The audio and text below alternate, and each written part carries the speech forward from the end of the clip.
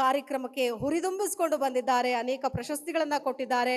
ಒಂದೆರಡು ಮಾತುಗಳನ್ನ ಆಡಬೇಕು ಛಲವಾದಿ ನಾರಾಯಣ ಸ್ವಾಮಿ ಸರ್. 26 ನವೆಂಬರ್ ಸಂವಿಧಾನ ದಿನಾಚರಣೆ, ಡಿಸೆಂಬರ್ 6 ಬಾಬಾ ಸಾಹೇಬ್ ಅಂಬೇಡ್ಕರ್ ಅವರ ಆ ಜ್ಯೋತಿಯನ್ನ ಕಳ್ಕೊಂಡ ದಿನ ನಾವು. ಎಂತ ಒಂದು ಕಾರ್ಯವನ್ನ ಇವರು ಮಾಡ್ಲಿಕ್ಕೆ ಹೊರಟಿದ್ದಾರೆ. ನಿಜಕ್ಕೂ ನಮ್ಮ ಭೀಮನ ಹೆಸರಿನಲ್ಲಿ ಕೊಡ್ತಕ್ಕಂಥ ಈ ಪ್ರಶಸ್ತಿ ನಿಜಕ್ಕೂ ಸಾರ್ಥಕ. ಇಂಥ ಒಂದು ಇದನ್ನ ಗ್ಯಾರಂಟಿ ಟಿವಿ ಮಾಡ್ತಾ ಇದ್ದಾರೆ. ನನ್ನನ್ನು ಕರೆದಾಗ ನನಗೆ ಸಂತೋಷ ಆಯ್ತು. ಅದಕ್ಕೆ ಇವತ್ತು ಪ್ರಾರಂಭದಿಂದಲೇ ಬಂದೆ, ಅಂತ್ಯದವರೆಗೂ ಇದ್ದೇನೆ ಅನ್ಕೊಳ್ತೀನಿ. ನೀವು ಮುಂದುವರಿಸಿದ್ರೆ ನಂದೇನು ಚಿಂತೆ ಇಲ್ಲ, ಹೋಗ್ಬೇಕಾಗಿದೆ. ಆದ್ರೆ ಒಂದು ಹೇಳಬೇಕು, ಈ ಪ್ರಶಸ್ತಿಗಳನ್ನು ಕೊಡ್ತಕ್ಕಂಥದ್ದು ಗುರುತಿಸಿ ಸರ್ಕಾರಗಳು ಕೊಡಬೇಕು. ಆದ್ರೆ ನೀವು ಕೂಡ ಪ್ರತಿಭೆಗಳನ್ನು ಗುರುತಿಸ್ತಿರಲ್ಲ, ಬಹಳ ಸಂತೋಷ. ನನಗೆ ಇವತ್ತಿನ ನೀವು ಕೊಡ್ತಕ್ಕಂಥ ಈ ಹತ್ತಿರವಾಗಿದ್ದು ಬಹಳ. ಎಲ್ಲರೂ ನಾನೇನು ಬೇರೆಯವರೆಗೂ ಕೊಟ್ಟಿದ್ದು ಸರಿ ಅಂತ ಹೇಳೋದಿಲ್ಲ, ಅದು ತಪ್ಪು ಅಂತ ಹೇಳೋದಿಲ್ಲ. ಆದ್ರೆ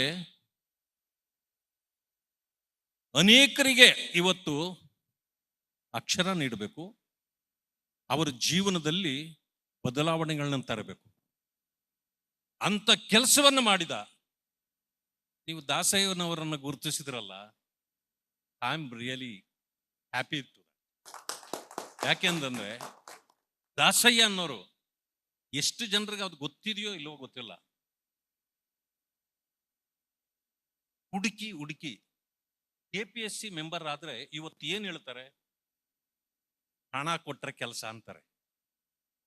ಆದ್ರೆ ಅವ್ರ ಕಾಲದಲ್ಲಿ ನಾನು ನೋಡಿ, ಯಾರು ಬಡವರಿದ್ದಾರೆ, ಯಾರು ನಿರ್ಗತಿಕರಿದ್ದಾರೆ, ಯಾರು ತಂದೆ ತಾಯಿ ಅವ್ರನ್ನ ಓದಿಸ್ಲಿಕ್ಕೆ ಕಷ್ಟಪಟ್ಟಿದ್ದಾರೆ ಅಥವಾ ತಂದೆ ತಾಯಿ ಇಲ್ಲ, ಗುರುತಿಸಿ ಇವತ್ತು ಕೆಲಸ ಕೊಡಿಸಿದ್ರಲ್ಲ, ಅವರಿವತ್ತು KS IAS ಕೂಡ ಆಗಿದ್ದಾರೆ. ಅವ್ರು ಯಾರು ಎಷ್ಟು ನೆನೆಸ್ತಾರೋ ಗೊತ್ತಿಲ್ಲ. ಇದು ನಿಜವಾದ ಸೇವೆ. ಅಂಥವ್ರನ್ನ ಗುರುತಿಸಿದ್ದು ನನಗೆ. ಎಲ್ಲಾ ಚಾನಲ್ಗಳು ನೀವು ನೋಡಿರ್ಬಹುದು. ಇದನ್ನ ಸ್ತ್ರೀ ಚಾನಲ್ ಅಂದ್ರೂ ಕೂಡ ತಪ್ಪಿಲ್ಲ. ಅದ್ರಲ್ಲಿ ನೀವು ನೋಡ್ರಿ, 75% ಎಲ್ಲ ಕಡೆ 33% ಅಂತ ಕೇಳ್ತಾರೆ. ಇವ್ರು 75% ಸ್ತ್ರೀಯರಿಗೆ ಅವಕಾಶ ಕೊಟ್ಟಿದ್ದಾರೆ. ಸೊ ಆದ್ರಿಂದ ನಾನು ಹೇಳ್ತಕ್ಕಂಥದ್ದು, ಇನ್ನೂ ಇದು ಹೆಚ್ಚಾಗಿ ಬೆಳೀಲಿ, ಜನರಿಗೆ ಇದರದ ಸಾರ್ಥಕತೆ ಸಿಗಲಿ. ನಾವೆಲ್ಲರೂ ನಿಮ್ಮ ಜೊತೆಯಲ್ಲಿದ್ದೇವೆ.